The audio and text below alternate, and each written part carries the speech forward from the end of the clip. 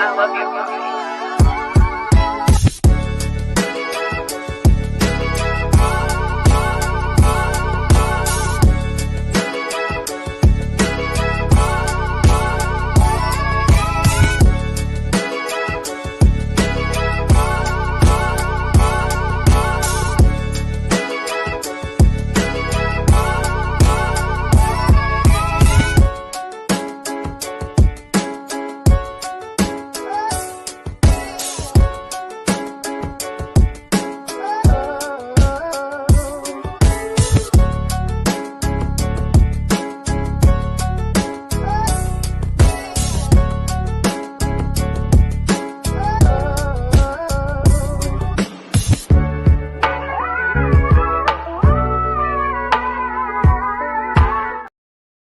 What's happening, everybody? We're back. We're better than ever. We got some baseball news today. It's not just me talking about what could happen or what's going to happen. I'm sitting here, right now in Nashville. My guy from the Marquee Network, Lance Brozdowski. Lance, what's going on, baby? How's Nashville treating you? Yeah, this place is wild. It's like I've never been here. It's a big greenhouse. You can see like behind me, and there's like a river. It doesn't make any sense. I don't really understand. I don't know if it's the best venue. It's a little spread out, but it's surely different than I think most Winter Meetings venues. It's pretty unique.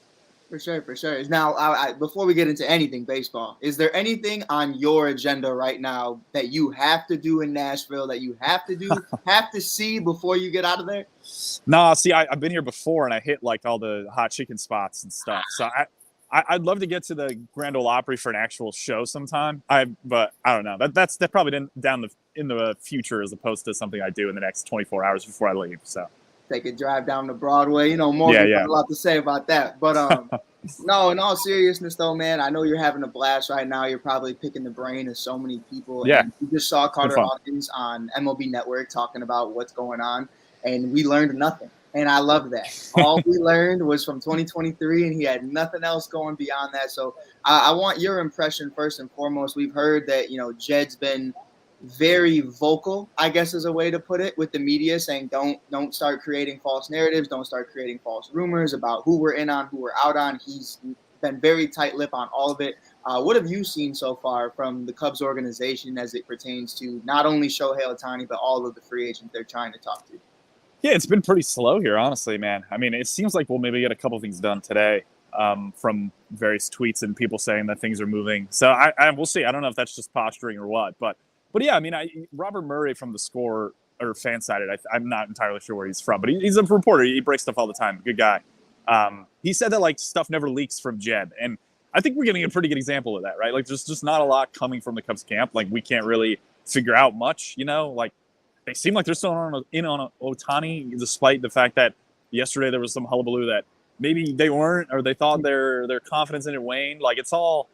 It gets a little annoying for me when like the main news is like this as opposed to analyzing actual trades and moves and guys signing. So it's tough. Like I'm not as entertained when we're just trying to figure out who's in and out and then people getting mad for being in and out as opposed to like actually breaking down trades and like people taking sides on that. So I'm just waiting for stuff to happen because the second stuff happens, that'll overtake all the other conversations. For sure. And, you know, I know we're all talking about Cubs, and it's really, you know, the main focal point of what we're doing here. But last night, I'm sitting on my phone. I'm watching Spider-Man 2. Gotta love an OG Spider-Man movie. And I see the Red Sox and the Yankees make a trade for Vidal together. Can you take me through, you know, what you felt when you saw that? Was that odd for you? Was that something that you didn't see coming?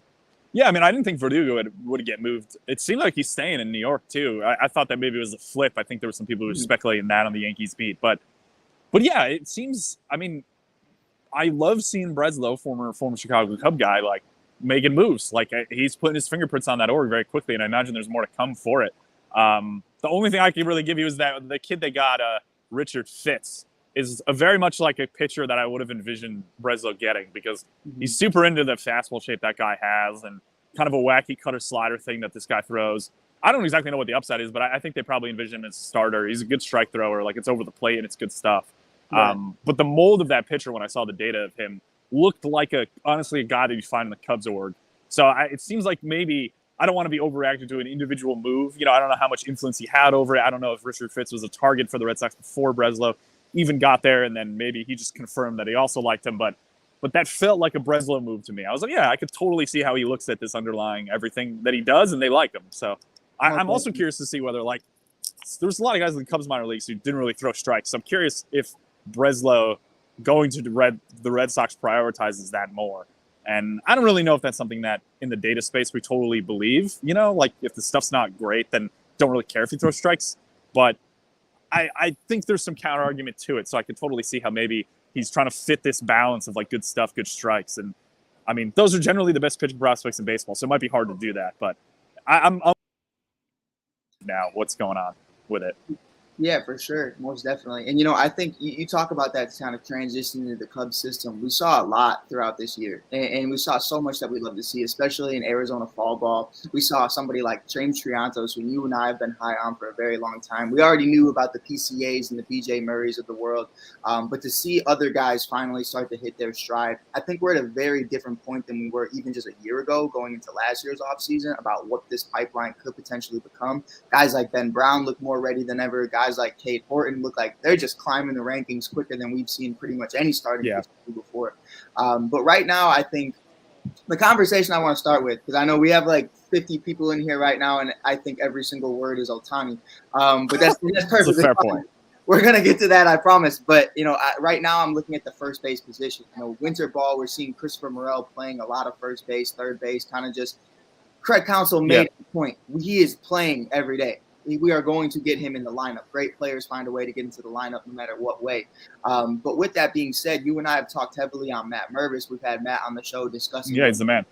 We wanted to see more from him in 2023, but obviously we understood that climbing the rankings all in 1 year, pretty much at every level, was a lot to ask.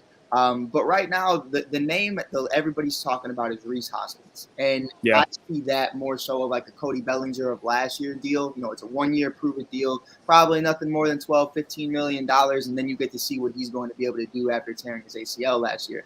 But do you see that being a good move for the Cubs moving forward as you're waiting for guys like Mervis and company to potentially continue to develop? Yeah, I think I dig it. I mean, I don't mind adding another power bat. I'm just wondering whether they need left-handed power as opposed to right-handed power. But yeah, I mean, I think it's a good move. I think JP Morosi was recently on our network, Marquee, talking about it, and he was wondering whether it goes to a multi-year deal and goes for 2 at lower AAV just to spread it out as opposed to like a 1 year show me deal for him. But yeah, I mean, I always struggle sometimes with guys who undergo larger injuries like that at not young ages, just thinking about how quickly they rebound. I just think you add in some small probability that he doesn't totally rebound back to what he was.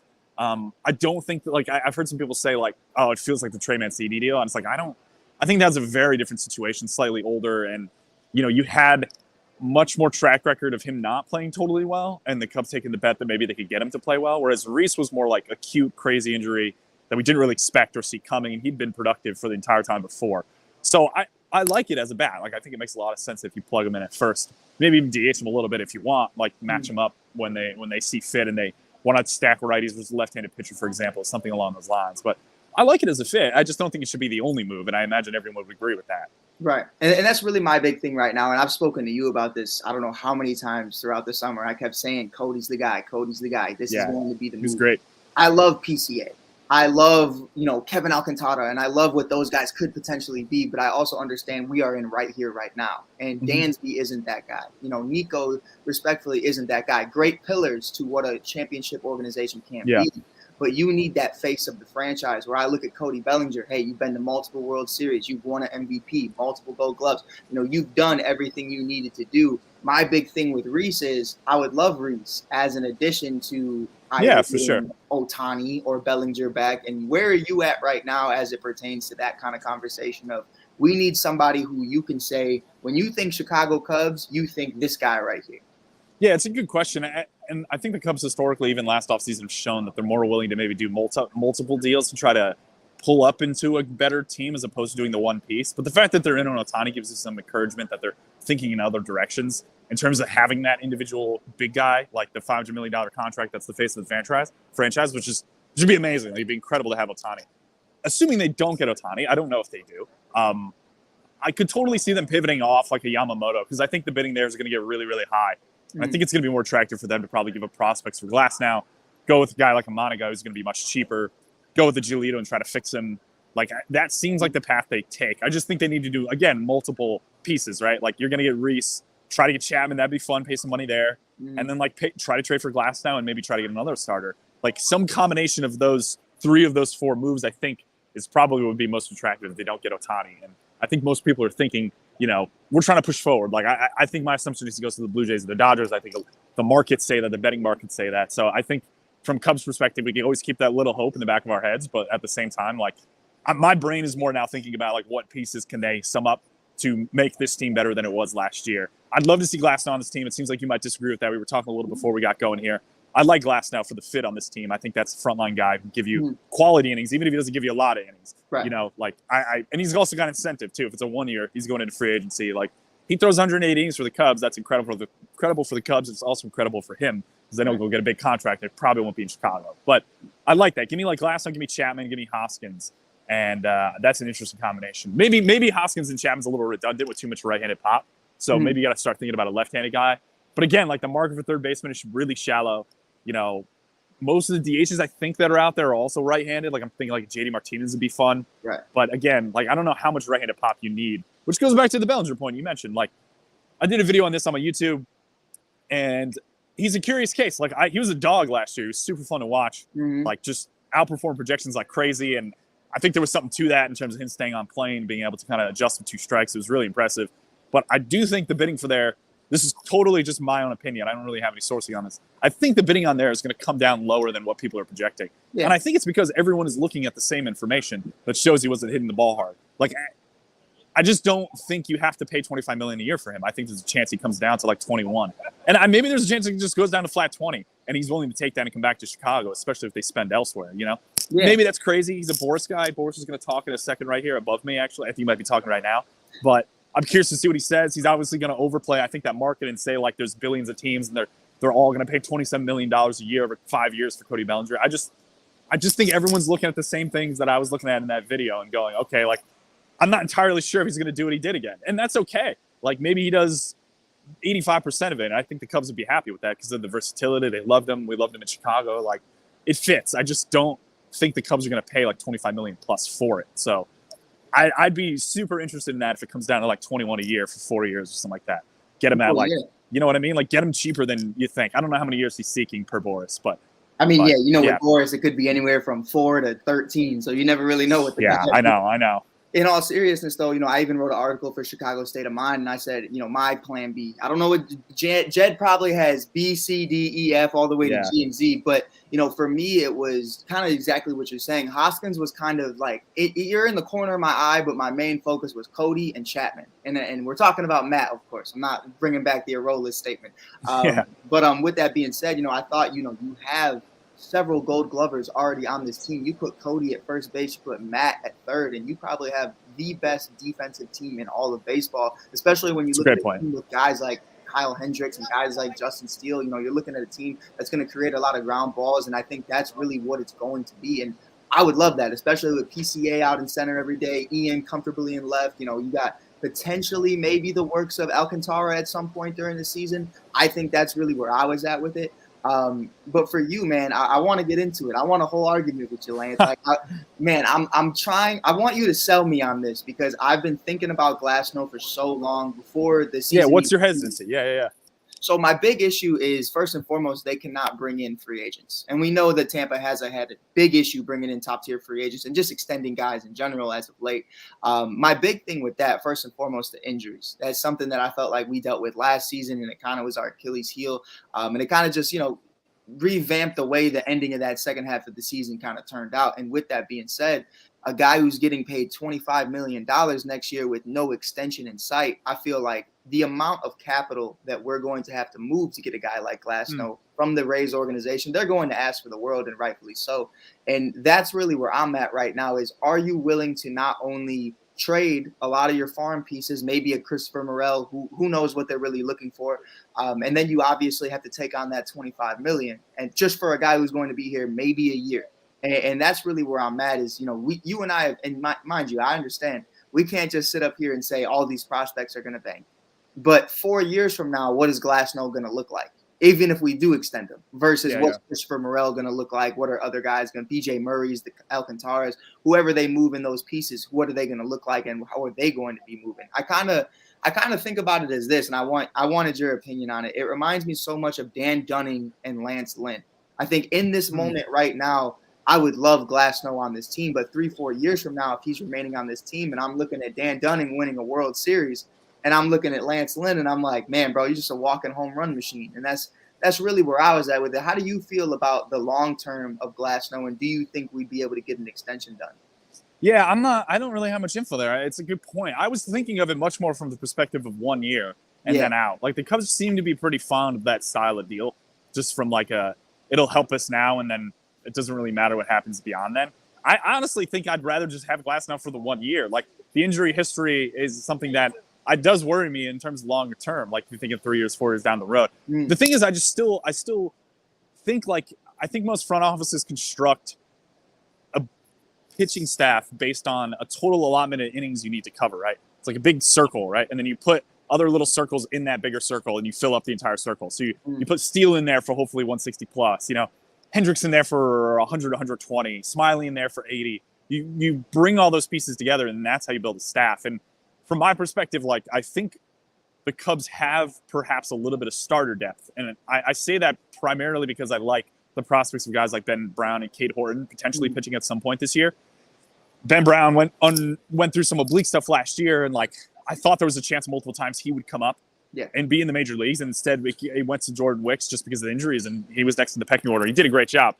But like I think the Cubs have a little more starting pitching depth than maybe we perceive right now. And maybe that's just me being more confident in Brown and Horton. Because of that, I don't necessarily think you need Glasnow to throw 180 next year. Like, if Glasnow gives me 120 and 140, like, I think I'm pretty hyped. You know what I mean? Even if he just gives me 100, 120, like, because every time he's on the mound and has been on the mound, the production's been above average. It's been very good. So if you're telling me that I could get him at like 120 innings, and I know that's going to be above average innings, I'm okay with that. And then trying to backfill the other, 60 that you'd normally plug in for a frontline starter with a Cade Horton or something along those lines, So I like that just from I know I'm getting good innings. I think that is valuable to plug into the circle I'm talking about that you need to get to however many innings total are thrown in a given season. So that's kind of where I come down on it, where I think it's an attractive move from that perspective. I haven't really thought too much about extending or longer term. So and that also gets to the point of like, I'm not entirely sure what they're going to give up the Cubs for him. And that was where I was at. I was like, all right, well, if it's a 1 year deal, I'm not giving you, anything major. I'm not giving you a Christian. I'm moving like that. But I know they're going to want to move like that. And that's the problem. I know. The problem is that there's multiple suitors, right? So like, even if the Cubs want to give up maybe 2 mid-tier guys, give them a reliever, give them a starter, and then like pray that he doesn't turn into like a frontline guy for the Rays, which they tend to do with everyone. So if you give him like a piece or two like that are both outside the top 10, maybe that's where the Cubs are comfortable going. It's just a matter of like, there's probably, I've seen reported there's 6 to 8 other teams in on him. The Reds are the name that's thrown around a lot as well. Like I could totally see another team just overpaying over what the Cubs want. So it becomes a matter of like what are the Cubs willing to offer and like what are the pieces that the Rays want. They just might like other pieces more. If the Cubs could get it done for like a reliever, like a Zach Lee and another starter and maybe a small position player, in the middle of the road, like a Pedro Ramirez in lower minors. Like, I'm not sure what the Rays are trying to go after, whether they're looking for like controllable guys that they could play pre-arb salary to, like that's probably what they're leaning towards. So I'm just not expecting it to be like James Toronto's or Christopher Morel. I just don't think the package is going to be that big. And if it is big, then it's like one of those 8 teams probably maybe overpaid, and then in that case, you just move on and then he's not a Cub, but I don't know. I think there's a chance it gets done. I guess we'll kind of see exactly how much they give up. Yeah, without a doubt. I was just hoping it's not going to be a Jose Quintana type move where we're looking at this right now like this is great. Yeah, and I know. Look back on it like, man, Dylan's killing it, and Eloy's a 40 home run a year guy when he's healthy. But I know you got to get going, so we're going to hit you with one last question. Yeah, let's hear it. There are many more comments that are going through right now talking about the Shohei deal, potentially the biggest name in Chicago since Michael Jordan. Lance, I'm going to give you the entire floor. I just want your opinions from a Cubs perspective only. Where are you at right now with the Chicago Cubs potentially landing a guy like Shohei Ohtani? And what would this mean for not only Marquee, not only Chicago, but all of baseball for Chicago to have one of the biggest names? Yeah, I mean, it'd be unbelievable, man. Like, I from every angle, it'd be positive. Like, from our perspective at Marquee, it's just more eyes. You know what I mean? It's awesome just to motivate us to work harder and stuff, and for us, our stuff to get more exposure. Like, that's what I'd be hyped about, very, very selfishly. But, you know, the greater element of it being important to Chicago as a city is much more important than my selfish thoughts. You know, it's just, he would be unbelievable. It'd be so much fun to watch him. I'd love to see him like come back late this year as a reliever if the rehab and Tommy John goes well. I think I'm pretty confident he comes back as a starter. Like, that dude is a grinder. I do not think he's going to be comfortable just being a DH for the rest of his career. Like, I think he's going to come back and throw probably 150 plus innings at one point in the next 3 years and dominate as he did. Just think he's such a good arm. It's a generational talent. I mean, he'd become the face of Chicago sports, even over some of the guys we have now in the city who are really strong players to take that title, I would say. It'd be unbelievable, man. Like, I don't know how much of a pitch he really needs. You know, I think they have really good facilities down in Arizona. Arizona spring training is better objectively than Florida spring training. You'll hear that from anyone in baseball. So if he goes to the Blue Jays over the Cubs, then, like, I don't know what he's doing. You know what I mean? So we'll see. I mean, the favorites of the Dodgers, it makes too much sense for him to go there. That team's going to win for a while. They're a really good organization. It'd just be tough. I think if he goes to the Dodgers, don't the Cubs play the Dodgers in the second week of April? Like, that'd be pretty wild for him to come into Wrigley Field as not a Cub. I wonder if he gets booed. That's really what I'm thinking. Oh, he has to. Yeah, I'm going to be at the front lines booing. He's going to go like 2 for 4 with a couple pumps. It's going to be tough. Him and Jason Hayward will live in my dreams rent free. Or he's going to come here in April and be like, "This is why I didn't come here, because it's 45 degrees and raining in April." And then we're like, "We kind of understand it, man." I got my jacket on and bleachers like, "Yeah, you know what? Maybe he's right." I understand why I didn't come here, man. Without a doubt. Lance, man, we appreciate you being here. Yeah, always do. I hope you have a blast. I'm definitely got to chop it up later. We expect a lot of big things happening. If you haven't checked out Lance's TikTok yet, definitely give it some love. I'm starting there. Trying. Lance, do you know the handle on there? Yeah, everything is Lance Broz. If you're on Instagram, Twitter, YouTube, whatever, like I'm there everywhere. Without a doubt. Until then, we'll talk to you guys on the next one. Keep you up to date with everything Chicago Cubs. Peace.